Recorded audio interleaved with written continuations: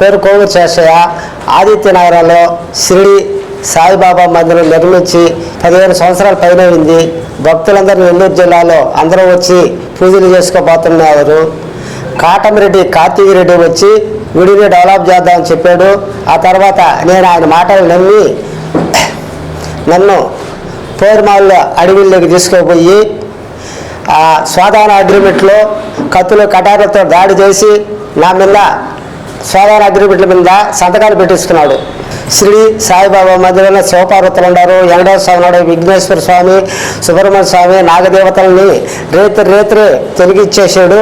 తర్వాత నా గుడిని కూల్చేసాడు. 2 కోట్ల రూపాయల స్థలాన్ని గుడిని కూల్చేసి కబ్జా చేసి ఆ స్థలం కోసం కబ్జా చేసాడు. నన్ను 23 నన్ను కిడ్నాప్ చేసాడు. 24 అక్కడ పోర్మావుల్లో సంతకాలు పెట్టించుకున్నాడు.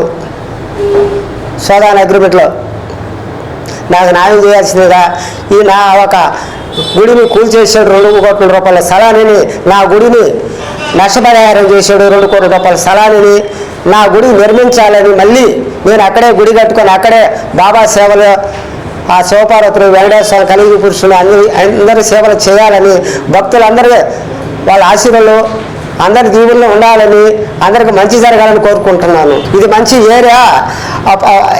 అంకణం వచ్చి 12 లక్షల రూపాయల అంకణం ఉంటుంది.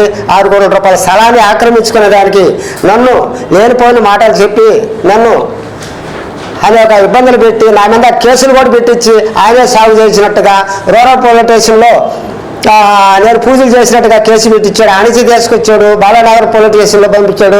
ఎందుకైనా అమ్మాయిని మస్తానని భాష అనేవాడు సాయిరెడ్డి వీళ్ళందరూ నా విగ్రహాలు కబ్జా చేసి దాటేశారు. నా విగ్రహాలు నాకు అర్జెంటుగా కావాలి.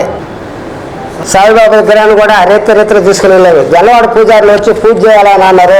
ఇక్కడ నా గుడిలో పూజలు నేను కలిసంతా కూడా పక్కన పారేస్తే ఆ రోజు విజయవాడకు పోయిన ఆ రేత్రి నువ్వు ఆడవబోతున్నావు అన్నాడు. నేను విజయవాడ అమ్మకాడవబోతున్నాను అని చెప్పిన పాట ఆ రేత్రి ఆ విగ్రహాలు కూల్చేశారు. విగ్రహాలు తీసే తర్వాత వెంటనే మళ్ళీ